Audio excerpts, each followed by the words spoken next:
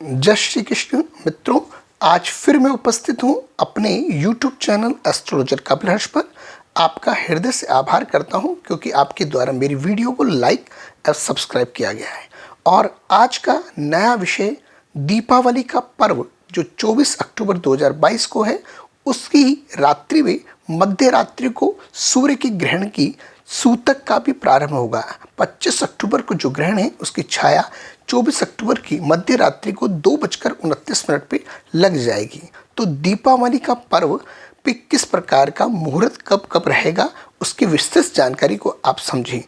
24 अक्टूबर को सोमवार का दिन चतुर्दशी उदय व्यापनी तिथि से होगा। उस दिन 17:27 यानी शाम के 5:27 तक चौदस तिथि रहेगी।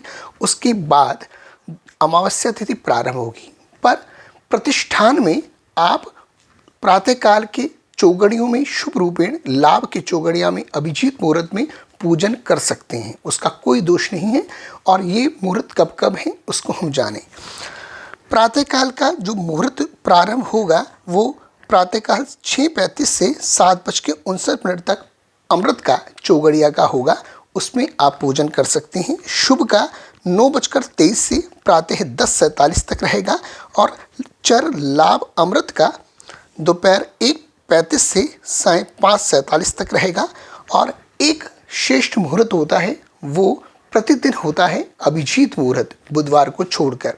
अभिजीत मुहूर्त जो रहेगा वो 11:48 से दोपहर 12:33 तक रहेगा।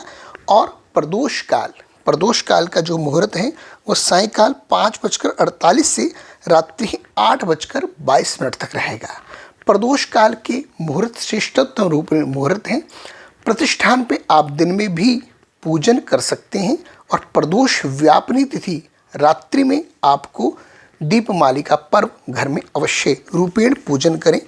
और दीपमालिका का जो पूजन है उसका मुहूर्त मध्य रात्रि में सिंह लगन में शुभ माना गया है। सिंह लगन जो है वो रात्रि में 1:32 से अंत रात्रि 3:48 तक रहेगा। पर आपको ध्यान रखना है, सिंह राशि का जो लगन स्थिर लगन है 1:32 से पर 2:29 पर ग्रहण की सूतक की छाया पड़ेगी सूर्य की। और इसके लिए हमारे को 2:29 से पूर्व का पूजन ही करना है। और इस दिन हमें पूजन करने के बाद जो पाटा चौकी हम लगाते हैं, जिसको हम 2 दिन के बाद भैया दूज पर उठाते थे, उसको हमको 24 तारीख को पूजा करने के कुछ समय के बाद ही उठाना ही पड़ेगा, क्योंकि ग्रहण के अंदर वो दोष लग जाएगा। प्रसाद हम जो रखेंगे उस पर भी दोष का प्रभाव होगा। और उस समय हम केवल पूजन जप रूपेण हम कर सकते हैं और किसी प्रकार की पूजा सामग्री को हाथ लगाकर लक्ष्मी का पूजन, गणेश पूजन नहीं कर सकते। तो सिंह लगन का पूजन भी आप 1:32 से 2 बजे तक ही कर लें। और उसके बाद ही आपको वो पूजन का कार्य पूर्ण करना पड़ेगा। और आपने इस पूजा में सूखा भोग जो लक्ष्मी को प्रिय भाव रूपेण है वो आप लगाएं। और अन्य जैसे आप भोग लगाते हैं, फल हैं, मिष्ठान में उनको जलेबी लक्ष्मी को बहुत प्रिय है, वो आपको उसको उसी समय ले लेना है। ड्राई फ्रूट को आप पूजा का भाव लगा के हुए उसको फिर रख सकते हैं और उसका दोष नहीं रहेगा, उस प्रसाद को आप उठा सकते हैं।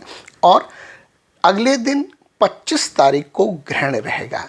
25 तारीख को ग्रहण का जो समाप्ति होने पर आपको क्या कार्य करना है वो विशेष ध्यान रखें। पितरों को तृप्तता प्रदान करता है वो। और 25 तारीख को आपने ग्रहण की मोक्ष होने पर आपने पितरों के निमित्त गौ को चारा, गाय माता को चारा अवश्य खिलाना है। पितरों को तृप्तता प्रदान करता है और जीवन आपका आनंद करता है। महालक्ष्मी का ये पर्व आप सभी के लिए आनंद रूपेण हो, धन की वृद्धि करने वाला हो, सुख की वृद्धि करने वाला हो। और इस प्रकार एक चीज विशेष ध्यान करें, आपको ग्रहण काल के अंदर सूतक लगने से पूर्व जिन जगह सूतक लगता है उसका ध्यान रखना है। आपके घर में आचार होता है, आचार जो आप खाते हैं उसके अंदर सूतक का प्रभाव आता है। कहीं जगह आ रहा है कि तुलसी का प्रयोग हम कर लें, तुलसी के प्रयोग से ग्रहण का दोष दूर नहीं होता। आपको तुलसी को नहीं प्रयोग करना है। ये कुशा है, ये भगवान विष्णु के रोम हैं, ये विष्णु भगवान के रोम, इसको दर्भ कहा जाता है, इसे कुशा कहा जाता है, इसे दाब कहा जाता है। यही आपके ग्रहण के दोष को दूर करेगा। कच्ची सामग्री को दोष नहीं लगता है, पर आपके द्वारा जो तेल है उसमें भी दोष का प्रभाव आता है, तो उसमें आपने कुशा का भाव रखना है। जो अचार है उसमें आपने ये रखना है। कटी हुई सब्जी जो है उसको दोष लगेगा, जो कटी हुई सब्जी नहीं उसको दोष नहीं लगेगा। सूखा आटा है उसको दोष नहीं लगेगा। और पर ये कुशा आपको ग्रहण के दोष से बचाती है। आपके पास कुशा ना हो तो आप तिल का प्रयोग करें, पर तुलसी का प्रयोग ना करें। तुलसी के प्रयोग से ग्रहण का दोष दूर नहीं होगा। आपको ये जानकारी अच्छी लगी हो तो इस वीडियो को लाइक करें, सब्सक्राइब करें, शेयर करें। धन्यवाद। हार्दिक शुभकामनाओं सहित दीपमालिका की जय श्री कृष्ण।